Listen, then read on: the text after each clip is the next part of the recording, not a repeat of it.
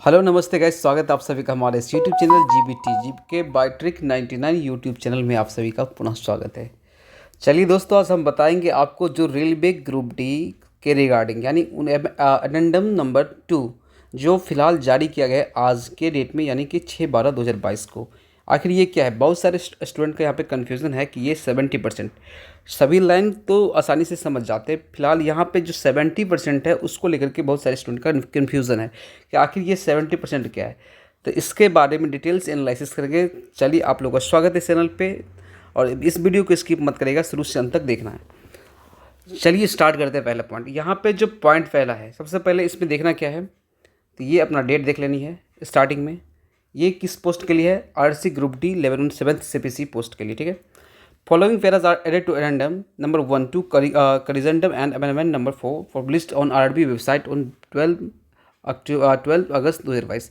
12 अगस्त 2022 को जो पब्लिश किया गया था वेबसाइट पे, उस वेबसाइट उसी में एक संशोधन करके ये नोटिस जारी किया गया है, ठीक है। पहला नंबर देखेंगे, in order to finalize the merit based on percentile score as mentioned above, it is necessary to include only those candidate in the merit who have secured minimum percentage of marks of eligibility in various categories. U R 40%, EWS 40%, OBC non creamy layer 30%, SC 30%, ST 30%। लेकिन देखिए यहाँ पे एक typing mistake है, ये railway के द्वारा एक टाइपिंग मिस्टेक। यहाँ पे एसटी 25% होगा, इसको आप मेंशन कर लेना।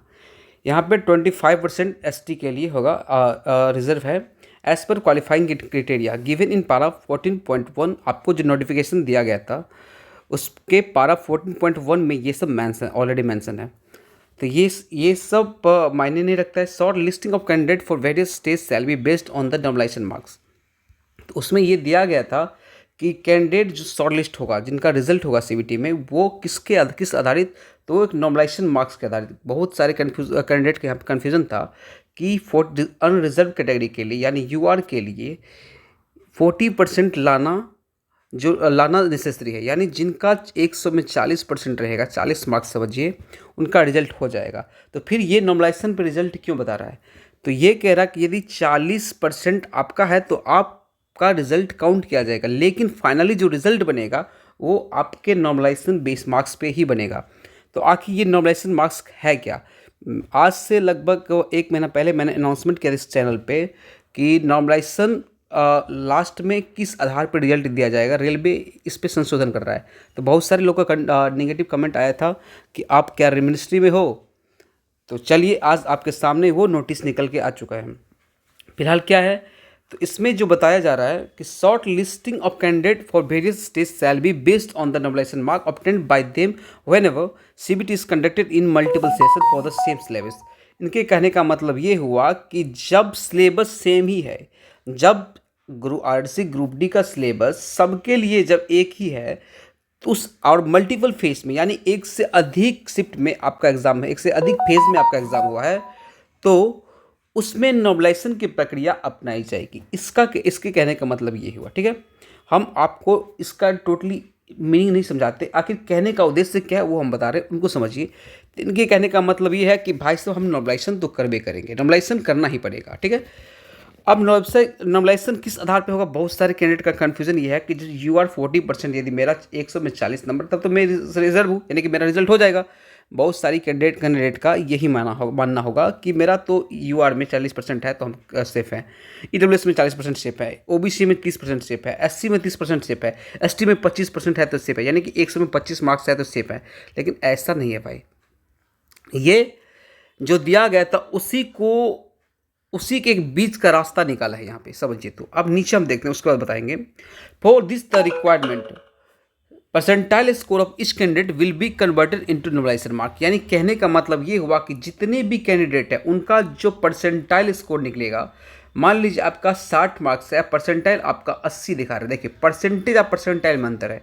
आपको परसेंटाइल और परसेंटेज के बारे में हम बहुत पहले से बता चुके हैं। यानी परसेंटेज हो गया 100, मान लीजिए 40% का मतलब हुआ 100 में 40 मार्क्स। अब परसेंटाइल का मतलब हो गया 100 में 80 नहीं, 80 से ऊपर जितना हुआ ये।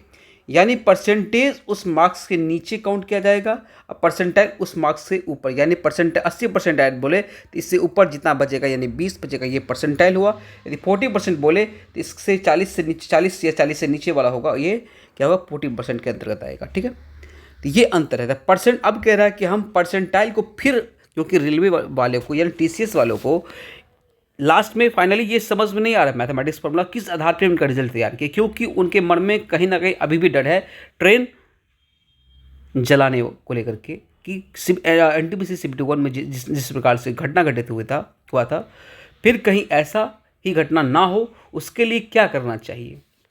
रिजल्ट में देरी होने का एक कारण ये भी है। फिर भी आप लोग से रिक्वेस्ट है, प्लीज़ नेगेटिव कमेंट ना करें, समझ में आता है तो ठीक है, अदरवाइज आप इस वीडियो को स्किप कर दें। ठीक है, ये है आपका। अब इसमें जो उसमें बताया गया था 40%, लेकिन इसमें एक है CCAA अप्रेंटिसशिप वाले कैंडिडेट, उनको भी ध्यान में रखा गया है, क्योंकि इनका भी सीट है लगभग 20%, समझ 20,000 के आसपास जो भी सीट है, इनका भी सीट इसमें अवेलेबल है। तो उनका फ़ायदा किसको मिलेगा, तो इस आधार पे इनका फ़ायदा UR कैटेगरी जनरल वाले कैंडिडेट को मिल जाएगा, यानी कि ओपन कैटेगरी को मिल जाएगा। रिजर्व कैटेगरी का सीट ओपन वालों को मिलेगा। ठीक है, चलिए इस पर ध्यान नहीं देना है, इसका फ़ायदा मिलेगा। इसको भी ध्यान में रखते हुए एक बीच का रास्ता यानी इंटरपोलेशन, यानी बीच का रास्ता ये निकाला है कि भाई साहब हम क्या करेंगे, सबसे पहले एक बेस शिफ्ट लेंगे, यानी हम जो रिजल्ट तैयार करेंगे उसको तैयार करने के लिए एक बेस शिफ्ट का मतलब क्या होता है, जब हम कोई रेशियो निकालते हैं, मान लीजिए रेशियो 5 औसत निकालते हैं, एवरेज निकालते हैं, 5, 10, 15 होता है। इसका एवरेज निकालने के लिए क्या करते हैं, हम बीच वाले को ले लेते हैं। क्यों ले लेते हैं, अंतर जब सेम रहता है तो इस एक बेस शिफ्ट ले लेते हैं। अरे यार, ठीक है, तो ये कह रहा है कि एक हम बेस शिफ्ट लेंगे।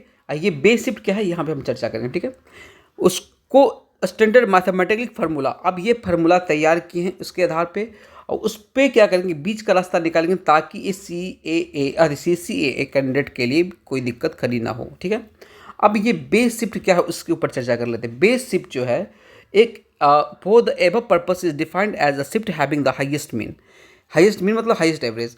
हाईएस्ट एवरेज कहने का मतलब ये हुआ among all the shift of CBT with a condition that is percentage candidate count should be 70% more than the. हाँ, ये देखिए, इनके कहने का मतलब ये हुआ कि सबसे पहले हम क्या करेंगे, बेस शिफ्ट किसको लेंगे, तो ऐसा एक शिफ्ट जिसमें क्या होगा, हाईएस्ट मीन एवरेज। मान लीजिए किसी शिफ्ट में 35 एवरेज स्कोर है, आपने रैंक IQ पर चेक कर रखा है कि एवरेज स्कोर कितना, किसी में 55 है, किसी में 60 है, किसी में ये मिनिमम एवरेज स्कोर है। तो मिनिमम एवरेज स्कोर जो होगा, इस एवरेज स्कोर को हम बेस शिफ्ट मान लेते हैं। इसके आधार पे, और हाईएस्ट शिफ्ट मान ली यहाँ पे एवरेज किसी शिफ्ट में 60 है, इस दोनों को ध्यान में रखते हुए, यानी कि सबसे पहले इसको ध्यान में रखेंगे 35 वाले को, उसके आधार पर। अब ऐसा भी हो सकता है कि भाई साहब ये 35 वाले जो अटैम्प्ट किए हैं, हो सकता है उस दिन 10 से स्टूडेंट ने एग्ज़ाम दिया हो, जो कम वीक स्टूडेंट हो, तो उसके आधार पर डिसाइड होगा क्या, नहीं, बिल्कुल नहीं। टोटल जो शिफ्ट है उस शिफ्ट को उस 70% में काउंट किया जाएगा, यानी कि उसके 70% के हिसाब से देखेंगे कि इसमें एक कैंडिडेट है कि नहीं है। यानी जितने भी कैंडिडेट उनका 70% के अनुसार से देखा जाएगा कि मान लीजिए 100 कैंडिडेट पहला शिफ्ट में है तो उसका 70%, 10 इसमें भी 110 कैंडिडेट है उसका 70%, इस हिसाब से देखा जाएगा इस शिफ्ट के अनुसार से। यानी टोटल स्टूडेंट जो हर शिफ्ट में अटेंडेंस जिनका रहा है उसके आधार पे इस शिफ्ट में जिनका स्कोर 35 है एवरेज, उनके अनुसार ये 70% होता है या नहीं होता है, तब जाकर के इसको काउंट किया जाएगा हाईएस्ट मीन यानी एवरेज। ठीक है, among all the shift of CBT with a condition that present candidate count should be 70% or more than the average of all shift, यानी सभी शिफ्ट के एवरेज जितना होगा उसके 70% कम से कम इसमें रहने चाहिए, याद रखना ये चीज़। In case the highest mean of 2 shift is same, अब कह रहा कि हाईएस्ट मीन जो होगा, मानिए 35% एक स्कोर इसमें भी एक शिफ्ट में है और दूसरा शिफ्ट में भी 35% है। अब इसको कैसे डिसाइड करेगा, the shall be considered as base shift in case both highest mean and highest individual marks, तब इसमें इंडिविजुअल मार्क्स के बेसिस पे उसको बेस मीन माना जाएगा, यानी कि हाईएस्ट मीन माना जाएगा। ठीक है, अब बेस आप समझ रहे हो, उसके बाद द प्रेजेंट कैंडिडेट काउंट्स, उसका यही डिसाइड किया जाएगा। Shall be considered as a basic to break tie. दोनों जो एक टाई होगा उस टाई को ब्रेक करने के लिए, टाई का मतलब क्या होता है, इक्विवेलेंट, इक्वल कहते हैं उसको, ब्रेक करने के लिए इस आधार पे आपका लिया जाएगा। ठीक है, तो बेस शिफ्ट समझ में आ गया। अब रेलवे ने एक, टीसीएस ने एक न्यू फार्मूला तैयार किया है नॉमिनेशन का, परसेंटाइल स्कोर को नॉमिनेशन में चेंज करने का, ताकि आप लोग किसी तरह के एक्टिविटी ना करें। तो ये स्कोर जो है फिलहाल आपका बेस या हाईएस्ट मीन पे डिपेंड करेगा। अब आप अपना स्कोर कैसे चेक करना है, अपना स्कोर चेक करना है कि देख लीजिए कि टोटल शिफ्ट में जब से एग्ज़ाम स्टार्ट हुआ है 17 अगस्त से शायद एग्ज़ाम था, और ये जब तक चला है उसमें बेस शिफ्ट कौन सा है। रैंक आईक्यू पे मेरे टेलीग्राम चैनल या किसी भी टेलीग्राम चैनल पे जाइए, रैंक आईक्यू पे एक डेटा अवेलेबल है, वहाँ पे जाकर के चेक करिए कि सबसे कम कितना नंबर है, किस शिफ्ट का सबसे कम नंबर है, अप्रॉक्स देखना है। उसके बाद हाईएस्ट देख लेने हैं। अब उस हिसाब से आप 15 से 20 नंबर जोड़ लीजिए। उसके बाद समझिए उसके आसपास यदि मान लीजिए किसी शिफ्ट में 35 है, 35 है हाईएस्ट मीन, तो उसमें 15 जोड़ देना है इसमें। ठीक है, तो 50 हो गया, यानी 50 उस शिफ्ट के अनुसार से आपका है, तो आपका रिजल्ट निश्चित है। लेकिन फिर भी ये तो आपका मार्क्स हो गया। अब इस परसेंटाइल को एक नॉर्मलाइजेशन स्कोर में काउंट किया जाएगा, तब जाकर के रिजल्ट फाइनलाइज किया जाएगा। बहुत सारे कैंडिडेट का ये भी कन्फ्यूजन होगा आखिर रिजल्ट कब तक आ सकता है। तो रिजल्ट अभी आया नहीं है, रिजल्ट हो सकता है 3-4 दिन 5 दिन, यानी 3 से लेकर के 10 दिन रख के मैक्सिमम इसके अंदर में रिजल्ट दे दिया जाएगा। चलिए इस वीडियो को यहीं तक रखते हैं, तब तक के लिए जय हिंद जय भारत। यदि वीडियो पसंद आए तो चैनल को सब्सक्राइब, लाइक, शेयर जरूर करें। Thank you. जय हिंद जय भारत।